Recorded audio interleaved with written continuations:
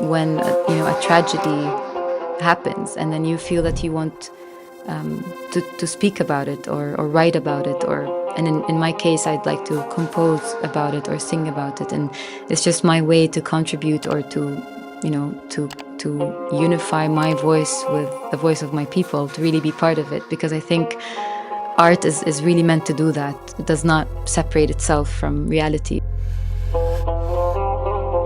أهلا وسهلا نايل برغوثي. We're so happy and excited to have you with us. Thank you so much for having me. Me too.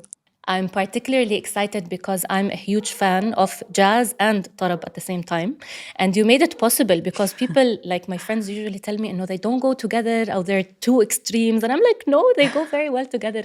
So when I was reading about your attempts of combining them, of tracing, a historical trajectory for them both, you were lighting little pockets in my brain. So thank you for all the efforts. Thank you. That's very sweet. Actually, I think it's the default opinion is basically like for jazz and tarab not to really go along, because obviously at a first glance they're just very different. But I think, I think when you really get into it and there's this spontaneity about both, and just like this, it just somehow works kind of seamlessly, but of course in the right context. But yeah. Don't worry, I have so many questions coming your way about this in a little while. But as we usually start with all our guests and all our artists who join us on Tarwida, we'd love to know more about your upbringing, your childhood, and as many artists we've previously interviewed, you're really hard to limit down to one geographical place. Yeah. Like, obviously, you're Palestinian, but you studied in the US, and now you're in Amsterdam, where you're calling us from. So tell us more about the cities you grew up in, specifically Jerusalem and Ramallah. Yeah, well, I mean, I was born in Jerusalem, but then immediately lived and grew up in Ramallah. Which is, I think, my favorite place on earth. It's just one of those places that you just go there, and it's not this beauty that you see in other cities. Sometimes even within Palestine, other cities might be more, they might be prettier with the sea, with like Akka, like Haifa, Yafa. Like there's so many beautiful cities in Palestine, and Ramallah is also beautiful. It's just in its own unique way. It just has this kind of chaos that works. It's beautiful. It's somehow it somehow makes sense. And I grew up there. I studied music there. I went to school there, and then at the age of 17, I went to the US to study music, which it was a nice experience, but definitely not my place. And then I moved out and went to the Netherlands, where I am now in Amsterdam, and that's kind of that's the summary of how it went. And I know that you've previously spoken about the impact of the Second Intifada, and you lived that experience firsthand. So tell us about what you witnessed, and whether that shaped you in any way as a musician. Yes, for sure. I mean, I was only 4 when the Second Intifada happened, but our building in Ramallah, in a neighborhood called Al-Tire, was kind of the neighborhood that our building was chosen somehow to be a military base for the Israeli military groups. So initially it was supposed to be our own apartment, and then somehow at the time you were still able to really shout and create scenes and really fight verbally for your for your right that I'm not leaving this place, it's my place. And conveniently for them, our upstairs neighbors were not home at the time. They were in vacation somewhere, not in Palestine, so they were abroad, and they took their house. Basically, they just completely used the house as a military base. So within one night, we had all the green military shields shielding the entire building from outside, and from our windows, you can't see anything anymore. So I think that was like the first, I'd say, my own first experience in really seeing this stuff very close. And you hear their footsteps all the time upstairs, and you hear the banging like all day, every day, the military practices, and I think that was the first time I experienced what it meant to really use music in defiance. And at that time, it wasn't really, that wasn't very natural for me to do. But it was kind of when you're stuck and you want to express yourself and you don't know what to do. Like I want to make a scene. I want them to know what we stand for. So the neighbors we would, all the kids in the building, we would just gather and kind of plot our own master, plans to kind of conquer the soldiers. And what we came up with was, all kinds of different tactics that would either use songs to go on our balconies at a certain hour and protest, all singing the same songs from the different balconies we had. Or we would go to the staircase and start shouting so loud because there's this one soldier who decided it was, for him, very entertaining to scare us as children. So our parents suggested, like, what if you go and scream in the building with all the echo? I'm sure you guys will sound much louder than this, single soldier. And so we did. And then you have this soldier begging us to stop. He's like, please, I'll do anything. Just make these children stop. And that was our first time, like, winning, through using our sound. I was like, yes, we won. Like, the soldier actually said, please, I'll do anything for you to stop. And I remember how important it is to use our voices, even when it's extremely scary, but somehow that's something that really threatens your enemy. Wallah, he should have known better than thinking that he could scare Palestinian children, specifically children, Palestinian children have this rigor inside of them. Yani I'm learning from them all the time, especially أطفال الحجارة, like all the وأطفال غزة, all the footage we've seen from the Second Intifada and also from Gaza now, just it's mind-boggling how courageous the children are. Definitely. I think there's nothing more empowering than seeing the children of Gaza specifically right now. I don't think anything ever compares to that. It's just, there's a type of resilience, power, hope. I don't know what it is. It's sometimes unfair that they would even have to hold that kind of strength. But it's something in our DNA somehow. And you've also mentioned that at the checkpoints, the soldiers would also get scared from your flute. So tell us more about that and how that would happen. I used to study music in the Edward Said National Conservatory of Music in both the Ramallah branch as well as the Jerusalem branch. So I had to go to Jerusalem every Friday for a music lesson.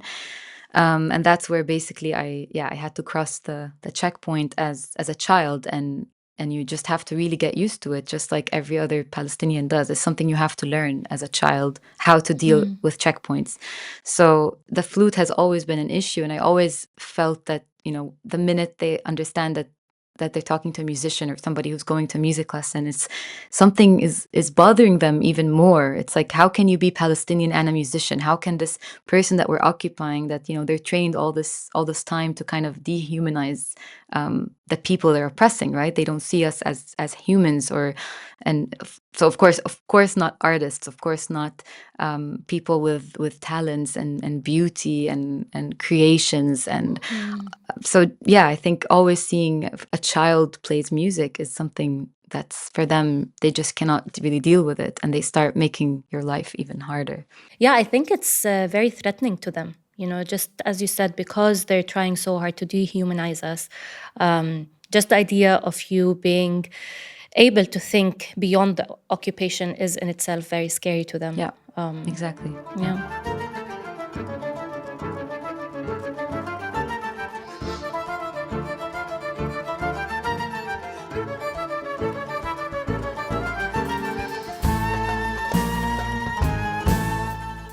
And يعني ما شاء الله, you're very talented. You're a singer, you're a flutist, you compose. So tell us more about where you see yourself most, or do you feel like they all come together? And even in terms of like the process of creation, which comes first if you're working on the same song as a singer and as a musician and as a composer? I think my favorite thing to do for sure is singing. I think that's where I really express myself, and it's just the voice is it's your body, so it's just that instrument that is built in, and so everything you feel is affecting your voice whether you want or not, and that's a blessing and a curse at the same time. But I think, yeah, singing is definitely my thing. But then, of course, composing, because that started with me even before I started singing. Just, having these melodies in my head that I want to bring out, and then you want a tool to bring them out, like singing or playing. Or so composing really is kind of like it starts everything. They really have very different, jobs, I think, within my music. And flute has been my first, of course, instrument, and I've had a rough road with the flute, so it's always been, ups and downs, let's say. And a lot of times I feel close to it. At times I feel a bit more far from it, in terms of sound, or the instrument in itself, and that I wanted to express more of my Arabic identity, but it's a Western instrument, so there's too much, that it can do. But it's also just, a way to also express myself. So I think they kind of all end up coming together, but singing would be Yeah. the thing.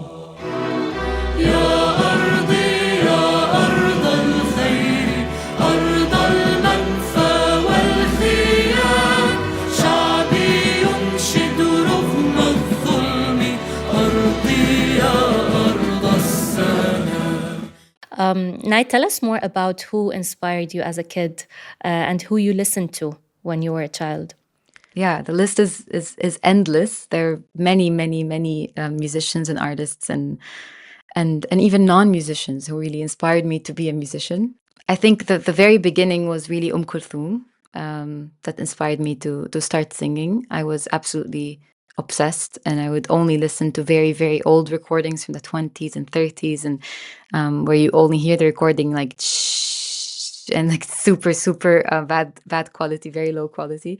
But that never seems to affect her voice or the musicians that play with her, and it just that there's just magic in these recordings that I think taught me, and so much about Arabic music, and especially about Arabic voice. And then later on in life, as my dad always said, Fairuz needs maturity, and I think the older I got, the more I appreciated Fairuz, and then I became obsessed with Fairuz. So then I would analyze every single thing she's ever, that ever came out of her mouth, every ornament, the way she pronounces letters, the way, the notes come out so effortlessly, and then yet very expressively. And for me, that was just such a beautiful, a beautiful thing to see, and also to be proven wrong somehow, because I always just said, yeah, Fairuz is very easy, it's just like, yeah, I want to listen to other stuff. And my dad would say, but try to sing Fairuz. I'm like, nah, I don't want to, I don't want to try. And then at one point I did, and the song I started with was مريت بالشوارع, شوارع القدس العتيقة, and it's a song about Jerusalem, which I absolutely love. But at the time, of course, I tried singing it, and it was a complete failure. It just sounded horrible, and there's just something that everything I learned about Arabic music through the Egyptian music school was, of course, incredible, but it was just nothing similar to the Lebanese music school or the Levant in general. And that's just something that it's just really two different types of schools in Arabic music that are both equally magical. And I had to really learn how to do that. It took me years to really be able to be okay with me singing Fairuz, because I'm my worst critique, I think. But yeah, that's when I started appreciating Fairuz and realized that it's just this السهل الممتنع, this complex simplicity, or simple complexity, or whatever. It's just her. Yeah, and you dedicated a song to her, لفيروز. Yes. Tell us more about how you thought about that and how you played on the words. Well, that was actually with the help of my father. So together we worked on lyrics of the song Le Beirut, which is of course based on the famous guitar concerto Aranjuez, that was then taken by Ziad Rahbani and turned into Le Beirut. Joseph Harb wrote the lyrics that Fairuz sang, and then we wanted to take those lyrics and then change them to become لفيروز and dedicate it, to Fairuz as a living legend, an icon of Arabic music that has, deeply changed the way I think of music. And I really wanted to do that, which premiered at the Colors show in Berlin last year, which was a very beautiful experience to go record that song there. And, on the same stage, or it wasn't even a stage, it's this beautiful studio that so many great artists have been recorded at before.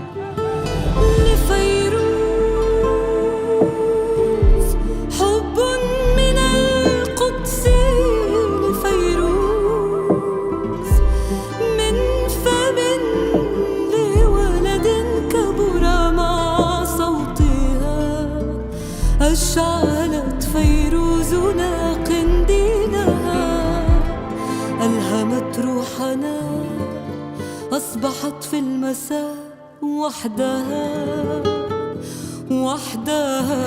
وليل.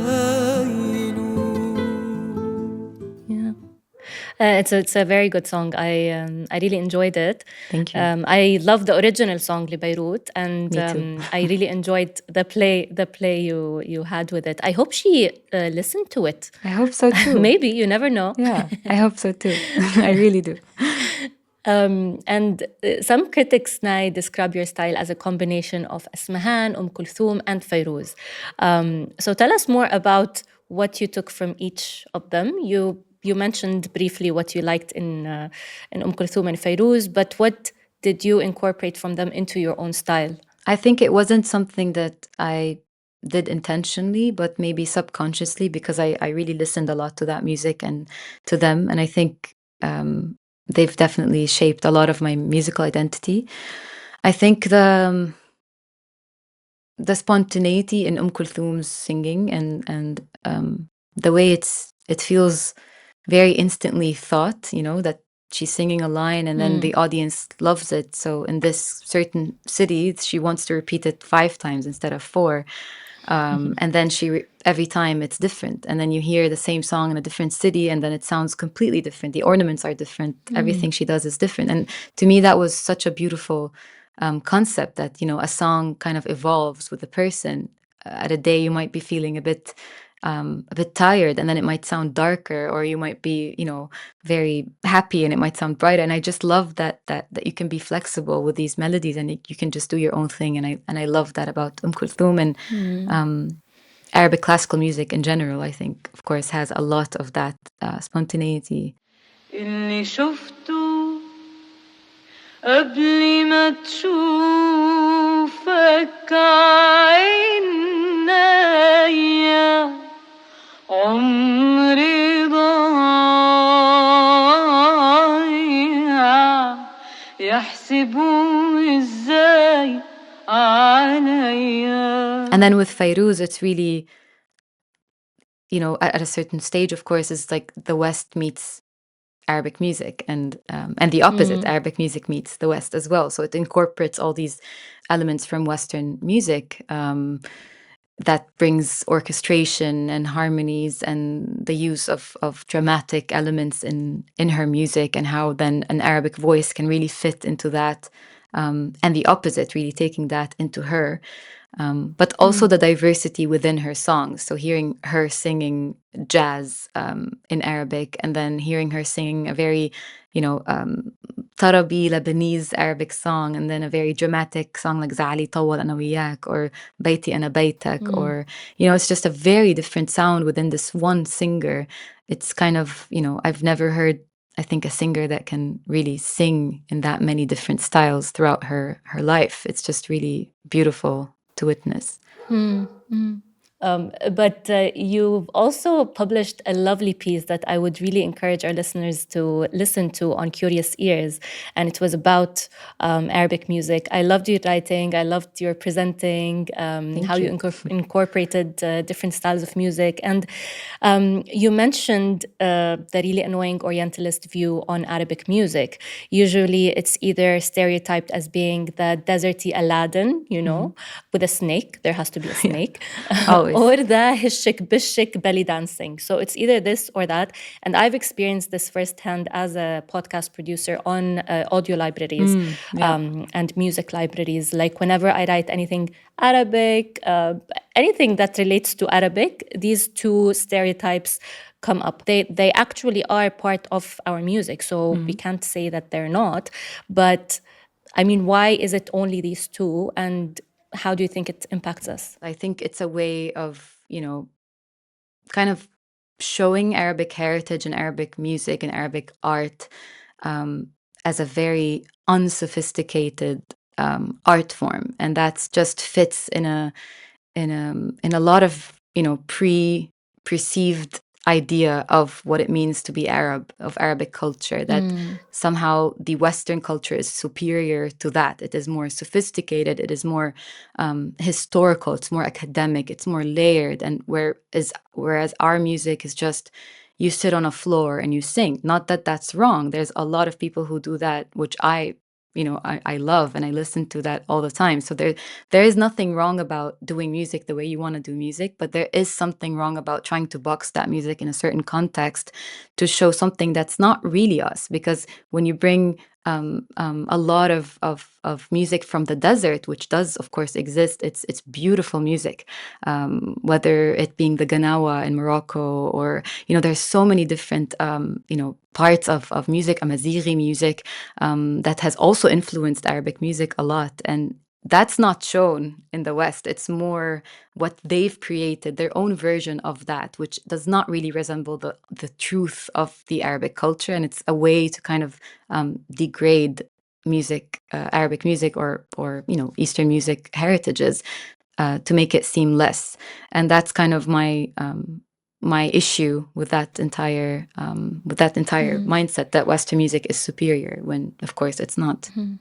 And that's why you have an issue with the category of world music. Exactly. I think that's the perfect summary almost about this entire topic, is like when you perceive the West as the central and the rest of the world, which is much bigger, as just one category. And then within Western music, when you even see platforms like digital music platforms, when you just go in and you're seeing, electronic music, and then within that you have all these types of very minor differences that a normal, let's say, listener might not really notice. It's not really a thing, but no, you do have to know it, because here the drum was used in a way that was just not in that. And you have to know all these categories and subcategories, which is a very Western invention, the over categorization of music within their music. And then when it comes to the rest of the world, Persian and Indian and Arabic and all kinds of different African music genres, which from, it's just changing every street, wherever you go, the rhythms, just the entire heritage. That's so rich, and it's all categorized as one big chunk, which is the world. And that's a very, disrespectful, to say the least, a very racist title, I believe, about music and the world. Yeah. But does that mean that you'd prefer, for example, to have more nationalized categories? Because you just mentioned how, for example, Egypt is very much different than the Levant, and even within the Levant, even like Fairuz herself has so many different categories. Well, if we're still in the subject of how the West categorizes music, then I think starting with just knowing which kind of area in the world that music is coming from versus just titling it world music. So to start with that from their own categorization purposes, which they could, find alternatives to, I think, from that one big title. To me personally, I'm not so in love with the whole categorization things, because I don't think it ever really gets us anywhere, just because a lot of there are things that are of course purely Egyptian, and other things that are just purely Lebanese or Syrian or Palestinian. There are examples of that's just very clear, like Kulthum's music, she's Egyptian, Abdul Wahab, and then you have like Sabah Fakhri, and then that's just Syrian. It's a very different those examples very, very well, and then that could of course have its own very perfectly clear title or label. But with a lot of the more older music, for example, a song like Bint al-Shalabiya, there's been wars about the song. You know, Greeks believe they did it, Armenians believe they did it, the Arabs believe they did it, and the Syrians and the Palestinians. There's just it's never ending. So I believe that there's that melody exists in so many different countries in that region, and they all have their own version of it, and nobody can really prove. There's even a documentary about this. I believe that nobody was really able to prove which came first. So to me, that's not really the obsession that needs to be over who made it, and just the fact that it was made, you know, that's just such a beautiful, powerful melody that entire region is so much more blended than what we think, you know, is. A lot of our own Arab maqams come from Iran, from Persian music, and that's also a fact, right? So I think it's so much more blended than we like to perceive it as.